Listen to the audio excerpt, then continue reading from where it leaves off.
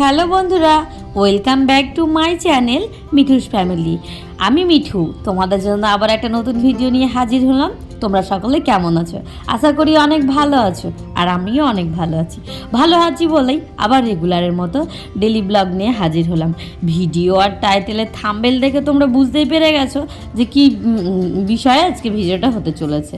তো গাইস, যাই হোক, সকাল থেকে ঘুম থেকে উঠে যাবতীয় বাসি কাজকর্ম সেরে নিয়ে ঢুকে পড়েছি রান্নাঘরে। এখন ঘড়ির কাঁটায় ওই 7:30 পৌনে 8টা মতো বাজে। গাইস, যাই হোক, মেয়েকে সকাল সকাল বানিয়ে দেবো সুজি, কারণ সকালে ও একটা ডিম সিদ্ধ খেয়ে নিয়েছে। তো সুজিটা করে দিলে, যেহেতু রান্নাটা একটু দেরি করে করব, সেই জন্য সুজিটা আগে ওর জন্য বানিয়ে নিচ্ছি। গাইস, এদিকে সুজিটাকে লাল করে ভেজে নিয়ে একটুখানি জল এবং দুধ দিয়ে সুজিটা রান্না করে দেবো। দেখতে পাচ্ছ, এদিকে সুজিটা রান্না করে জলটা আমি ঢেলে নিচ্ছি। সকালবেলায় ঘুম থেকে উঠে যেদিন আমাদের স্কুল থাকে না, মেয়ের কিংবা তোমাদের দাদাভাইয়ের ডিউটি থাকে না, সেই দিন আমাদের কিন্তু খুব দিনটা ভালোই যায়। গল্প গুজব এবং আনন্দ হই হুল্লোড় করে কেটে যায়, বুঝতেও পারি না সারাদিনটা কীভাবে চলে যায়। গাইস, যাই হোক, এইদিকে মেয়ের জন্য সুজিটা বানিয়ে নিয়ে বসিয়ে দিলাম একটু চিড়ে ভাজার জন্য, কারণ তোমাদের দাদাভাই টিফিনে ওই হালকা ফুলকা জিনিসই খেতে পছন্দ করে, ওই তেলে ভাজা জিনিস কোনোদিন খেতে চায় না। সেই জন্য আমাদেরও খাওয়া হয়ে ওঠে না। আমরা যখন ইচ্ছে হয় খেতে, তখন আমরা বিকেলবেলায় খাই।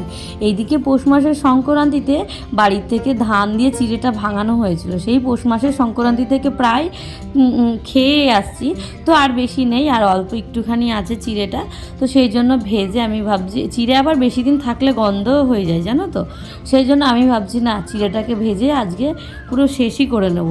তো দেখলাম অনেকটাই হয়ে যাচ্ছে, তো দেখলাম অতটা ভাজলে তো একসঙ্গে আবার নরম হয়ে যাবে, আর নরম হয়ে গেলে তখন সেই চিড়েটাকে ভাজলে কিন্তু সেই স্বাদটা আর আসে না। সেই জন্য পরিমাণ মতো নিয়েছি।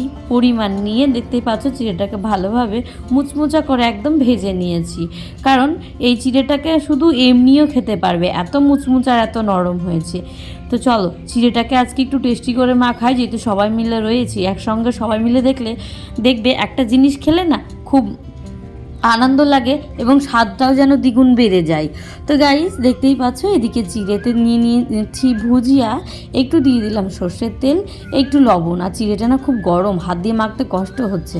আর একটা কাঁচা পেঁয়াজ কেটে নিয়েছি। এরকম কাঁচা পেঁয়াজ মুচমুচে চিড়ে ভাজার সঙ্গে না খুব স্বাদ লাগে, যেহেতু এখানে শসা কিংবা অন্য কিছু চলবে না, চিড়েটা নরম হয়ে যাবে। দেখতেই পাচ্ছ, এখানে সবাই রয়েছি, সবাই মিলে চিড়ে ভাজাটা মজা করে খাবো। এখানে রয়েছে আমার পিসি, রয়েছে দিদির মেয়ে, মা, ভাই, আমি, তোমাদের দাদা ভাই এবং আমার মেয়ে। তো টোটালি আমরা 5-6 জন মতো আছি। তো এখানে চাটা আগে খেয়ে নিয়েছি, চিড়েটা ভাজতে ভাজতে চাটা আমাদের সবার একবার করে খাওয়া হয়ে গেছে। দেখতেই পাচ্ছ, সবাইকে আমি অল্প অল্প করে দিয়ে দিচ্ছি চিড়ে ভাজাটা। তো দেখো, কোনো জিনিস দেখবে যখন একটু খাবে, তখন যদি সবাই মিলে খাওয়া হয়, সত্যি স্বাদটা বেড়ে যায় না, আর খুব ভালোও লাগে কোনো জিনিস একসঙ্গে বসে খেতে। তো গাইস, যাই হোক, সকালবেলা যেহেতু রান্নাবান্না আমি করিনি, মা করেছে, রান্নাঘর দুয়ারটা একদম পরিষ্কার পরিচ্ছন্নই রয়েছে, যেহেতু উনুনে রান্না হয়েছে আমার, এই কাজগুলো আমাকে করতে হয়নি। তো এখন ওই দুপুরবেলার মতো হয়ে গেছে, মেয়ে এদিকে শুয়ে পড়েছে, আর এদিকে আমার কোনো কাজকর্ম নেই। তো একটু বসে বসে এডিটের কাজ ছিল, সেই এডিটের কাজটা করলাম, এবং ভিডিও পোস্ট করার কাজ ছিল, সেই ভিডিও পোস্টটা করলাম। তারপরে দেখো, বাড়িতে আসবে সোনাবালা। এটা হচ্ছে আমার বিয়েতে তোমাদের দাদাভাই গিফট করেছিল, সোনার শাখা বাঁধানোটা। তো সেটাকে আমি আজকে ভাঙিয়ে আবার নতুন করতে বাধ্য হচ্ছি। এতই সমস্যা যে শাড়ির মধ্যে শুধু বেঁধে বেঁধে না সোনাগুলো ভেঙে ভেঙে চলে যায়। এটা হচ্ছে আমার মায়ের বাড়ির থেকে দেয়া আংটি, সেটাকেও আজকে ঠিক করতে দিতে হবে, কারণ আংটিটাও একটা বিয়ে বাড়িতে গেছিলাম, তখন রং খেলতে গিয়ে আংটিটা আমার ভেঙে গেছিলো। প্রায় 2 বছর হয়ে গেল, কিন্তু পড়েই আছে, আমার ঠিক করা হয়ে উঠছে না। তো গাইস, যাই হোক, আজকে ভাবছি যে সবটাই একসঙ্গে ঠিক করতে দেব। তো যেটাই করব সবটাই তোমাদের সঙ্গে শেয়ার করব। তো তার আগে যারা আমার নতুন বন্ধু আছে, চ্যানেলটা এখনও সাবস্ক্রাইব করনি, প্লিজ বন্ধুরা চ্যানেলটা সাবস্ক্রাইব করে দিও, আর পাশে থাকা বেল আইকনটা প্রেস করে দিয়ে নোটিফিকেশনটা অন করে দিও। তাহলে আমার প্রত্যেকটা ব্লগ ভিডিওগুলো তোমাদের কাছে পৌঁছে যাবে, এবং প্রত্যেকটা ব্লগ ভিডিও তোমরা দেখতে পাবে। গাইস, যাই হোক, চলো আর এইদিকে বেশি মন খারাপ না করে দিয়ে দিই শাখাটাকে আগে ঠিক করতে। যদিও এত সুন্দর ডিজাইন, তোমরা বলবে যে কেন দিচ্ছ, বিশ্বাস করবে না, সত্যি ডিজাইনটা আমি নিজে পছন্দ করেই নিয়েছিলাম। তোমাদের দাদাভাই মানে একটা বিশেষ দিনে দিয়েছিল আমাকে, মানে আমার বিয়ের বউ ভাতে মানে আশীর্বাদের সময় আমাকে এটা দিয়েছিল। তো যাই হোক, সেটাকে আজকে আমাকে ভাঙিয়ে চুরিয়ে নিতে হচ্ছে। তো এই পলাটাকেও ভাঙাবো, আংটিটাকেও ভাঙাবো, সবটা ভাঙিয়ে দেখি কত কি হয়, সবটাই তোমাদের সঙ্গে শেয়ার করবো। এইদিকে কিছু চাঁদিরও জিনিস রয়েছে কাটা কাটা, সেই জিনিসগুলো দিয়ে একটা নতুন জিনিস নিয়ে নেবো ভাবছি। এইদিকে বাড়িতে সোনাবালাকে ডেকে নিয়ে চলে এসেছি। শাখাটা তো এটা আছে তো, দেখো হ্যাঁ প্লেন করবো যাতে বাঁধে না কোথাও, এরকম একবারে ডিজাইন হবে না, পুরো পাপের হবে। তাহলে এই সোনা দিয়ে হয়ে যাবে তো? হ্যাঁ এই সোনা দিয়ে হয়ে যাবে রে বাবা। আর এটা ওটা ওই যে পলার উপরে বসাতাম, হ্যাঁ লাল পলার উপরে, লাল পলার উপরে, তাহলে তো হয়ে যাবে। তাহলে মজুরিটা লাগি কি পাচ্ছি আরো বাড়বে। আর এটা তো আঠা দিয়ে বসানো ছিল। বিশ্বাস করো, যখন কিনেছিলাম শাখা বাঁধানোটা প্রায় 5 বছর 6 বছর আগে, তখন 17,000 টাকা পড়েছিল। তো সেটাকে মানে 17,000 টাকা শুধু সোনাটা পড়েছিল, তারপরে আবার শাখাটা নিয়েছিল 1200 টাকা। তো সেটা আমার একদম চুনা লেগে গেল, যেহেতু সোনাটা আমি এমনি 22 ক্যারেটের বানিয়েছিলাম। তো 22 ক্যারেটের সোনা নাকি এখন দাম কম, তো সেই জন্য তখন কিন্তু আমাদের দোকানওয়ালা বলে দিয়েছিল 22 ক্যারেট কিংবা কেডিএম সোনা যেখানেই চালাবা সেখানেই চলবে। এখন নাকি ওগুলো হচ্ছে এখন চলে না, এখন নাকি সবই হলমার্কের ভ্যালুটা বেশি। সেই জন্য মানে কি করব, মানে যখন যেটা ওঠে যুগের সঙ্গে তাল মিলিয়ে তখন আমাদের কিন্তু চলতেই হয়, তাই না? তো গাইস দেখো, এইদিকে আমি শাখাটাকে বের করে নিয়ে শাখাটাকে মেপে নিলাম কতটা হয়েছে। তো সেখান থেকে কতটা বাদ যাবে আর কতটুকু পাবো সেটাও বুঝিয়ে দিল। তারপরে দেখো পলাটার পিছনে পড়েছে, পলাটাকে এইভাবে গলাবে। তো শাখাটা যেহেতু আঠা দিয়ে বসানো ছিল আর যেহেতু অল্প পিন লক করা ছিল, সেই জন্য সারাশি দিয়ে উঠিয়ে নিয়েছে। আর এটাকে পুরো পলার মধ্যে গলিয়ে গলিয়ে বসানো রয়েছে, সেই জন্য এটাকে আগুনের হিট দিয়ে পলার মধ্যে থেকে সব শাখার যে সোনাগুলো রয়েছে সেই সোনাগুলোকে বের করে নিচ্ছে। তো দেখতেই পাচ্ছ হিট দেওয়ার ফলে কীরকমভাবে অটোমেটিক শাখাতে মানে পলা থেকে উঠে আসছে সোনাগুলো। দেখতেই পাচ্ছ ঝিরিঝিরি, সোনার কোনো মনে হচ্ছে মূল্যই নেই। সোনাটাকে পোড়ানোর পর সোনাটা একদম কালো হয়ে গেছে। তারপরে দেখো এখানে হচ্ছে যে পলাটা ইয়ে করেছিল সেই পলাটার ডিজাইনটা আমি আবার আলাদা দিয়েছি একদম প্লেনের মধ্যে, যাতে আমার বারবার আর ভাঙিয়ে না করতে হয়। আর সোনা জিনিস বানাতে গেলে কত বানি পড়ে, আবার সেই কত অনেক অনেক অনেক খরচ। তোমাদেরকে আমি বলবো যেটাই বানাবে সোনা, একটাই বানাবে খুব পাকাপুক্ত এবং ভালো করে বানাবে, যেটা বারবার বানাতে না হয় আর এক্সট্রা টাকা খরচ যাতে না করতে হয়। তো বিশ্বাস করো আমার এখানে মানে অনেকটা টাকাই খরচ হয়ে যাবে, কারণ শাখা পলা এগুলো বানি হচ্ছে যেটা মজুরিগুলোও অনেক নেয় ওনারা, গ্রাম হিসেবে টাকা নেয়। তো গাইস যাই হোক, জানি না এখন কত কি পড়বে, সবটাই তোমাদের সঙ্গে শেয়ার করব। তো এইদিকে দেখতে পাচ্ছ পলাটাকে হচ্ছে ভালোভাবে একটা গলানো হয়ে গেছে, নেক্সট পলাটাকে ধরেছে, নেক্সট পলাটাকেও এরকমভাবে গলিয়ে নিচ্ছে।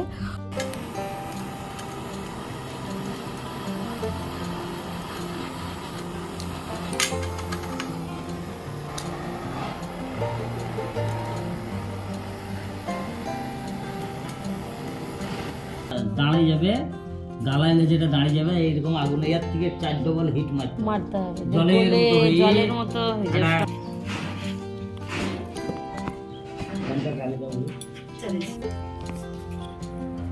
তো শাখা থেকে যেই সোনাটা এবং পলা থেকে যেই সোনাটা খুলেছে সেটা ওজন করে উনি মেপে নিয়ে চলে যাবেন। আবার যখন নতুন তৈরি করে নিয়ে আসবেন তখন আমাদের সামনে ওজন করে শাখা পলার মধ্যে বসানো হবে।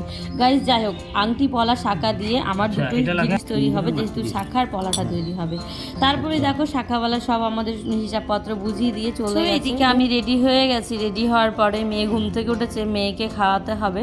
তো সেই জন্যই আমি হচ্ছে মেয়ের জন্য একটা ডিম পোচ করে নিলাম, তারপরে মেয়েকে খাবারটা দিয়ে খাইয়ে দাঁড়িয়ে এবং নিজেও একটু খেয়ে নিয়েছি, তোমাদের দাদাভাইও খেয়ে নিয়েছে। গাইস যাই হোক, এদিকে বিকেলবেলায় যা কাজ ছিল সবটাই সামলানো হয়ে গেছে, জামা কাপড় সব তুলে রেডি সেডি হয়ে একদম বেরিয়ে পড়েছি একটু বাজারে সোনার দোকানে যাব বলে। তোমরা আবার বলতে পারো যে দিদি সোনা তো সকালবেলায় বানাতে দিলে, তাহলে আবার এখন কোথায় যাবে? বাজারে কি করতে যাচ্ছি সেটা তোমরা পুরো ব্লগ ভিডিও দেখলেই বুঝতে পারবে।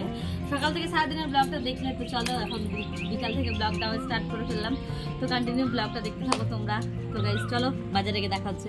বেরিয়ে পড়েছি বাড়ি থেকে, তোমাদের দাদাভাই এবং আমি দুজন মিলে একসঙ্গে।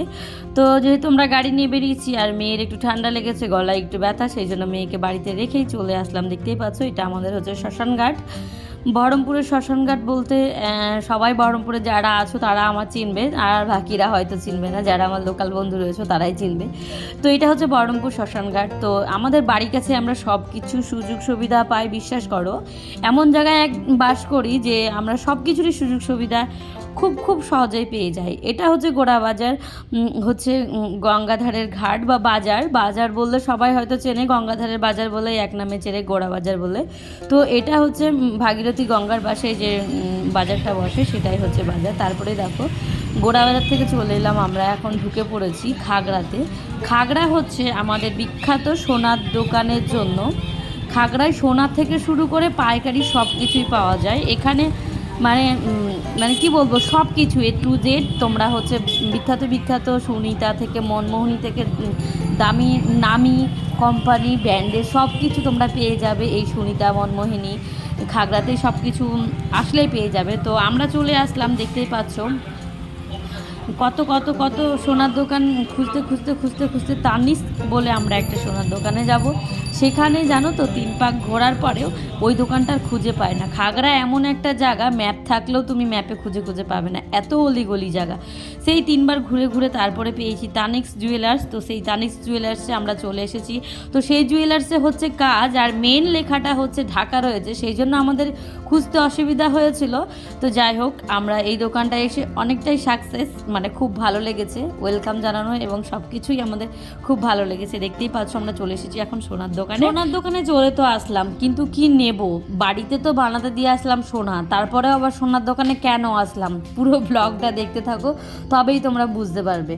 বিশ্বাস করো কানের ডিজাইনগুলো এত সুন্দর লাগছে, তোমাদের আর কি বলবো। তোমরাও যদি এরকম সোনার দোকানে যাও, দেখে মনে হবে কোনটা ভালো সবগুলোই তখন মনে হয় ভালো, আর কোনটা নিব তখন কনফিউজ হয়ে যায়। যাই হোক, যেহেতু আমি এখন সোনা কিনছি না, মেয়ের জন্য কানেরটা দেখে যাচ্ছি, খুব ভালো লেগেছে ডিজাইনটা।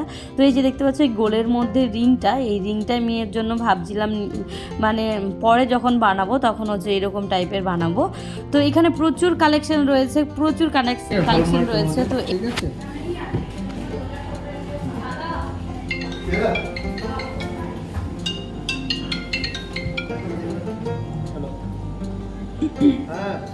হলমার্কটা স্যার এখানে পেয়ে যাবেন। বিআইএস আপনি ফোনের মাধ্যমে যে একটা বিআইএস এখন যে রয়েছে হলমার্ক দেখার জন্য, যে কোথা থেকে তৈরি হয়েছে, কখন হলমার্কিং হয়েছে, সেটা আপনি দেখে নিতে পারবেন। 52,500 টাকা এটা দেখুন। কাগজে যদি আপনি পাঠাতে পারেন ছবি তুলে পাঠাতে পারেন।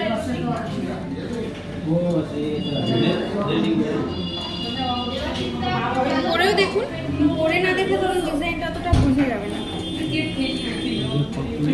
ওই পাতলাটা এটা দেখি, এটা খুব সুন্দর লাগছে। বলে দিন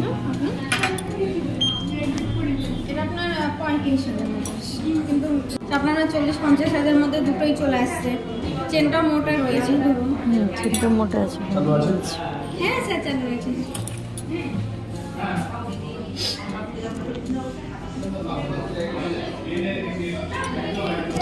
এখন ম্যাগনিফাইং গ্লাস দিয়ে দিই স্যার, আপনি দেখুন। পূর্ণিমা দি ম্যাগনিফাইং গ্লাসটা। গাইস, মুর্শিদাবাদ খাগড়ায় এসে তোমরা তানিক্স জুয়েলারি সার্চ করলে তোমরা পেয়ে যাবে। তোমরাও আসতে পারো তানিক্সে, এসে হিরে এবং সোনা সুবল মূল্যে কিনে নিয়ে যেতে পারো। তো আমরা কি কিনলাম, আমরা হচ্ছে কিনতে গেলাম 12 আনা সোনা। তো 12 আনা সোনাতে দেখলাম আমাদের লস হচ্ছে, তার জন্য 1 ভরি বানাবো, সেই জন্য একটু ওয়েট করে তবেই আমরা সোনাটা বানাতে দেবো গাইস। সেই জন্য আমরা একটা আলোচনা করে আমরা চলে এলাম বাড়ি। কিছুদিন পর গিয়ে আবার সোনাটা বানাবো, যখনই বানাবো তোমাদের সঙ্গে শেয়ার করবো। গাইস টাটা বাই বাই, দেখা হচ্ছে তোমাদের সঙ্গে আবার পরে একটা নতুন ভিডিওর সাথে। সকলকে জানাই অসংখ্য ধন্যবাদ নিজের মূল্যবান সময়টুকু আমার ভিডিওতে দেওয়ার জন্য। এখানেই ভিডিওটা আজকে শেষ করতে বাধ্য হলে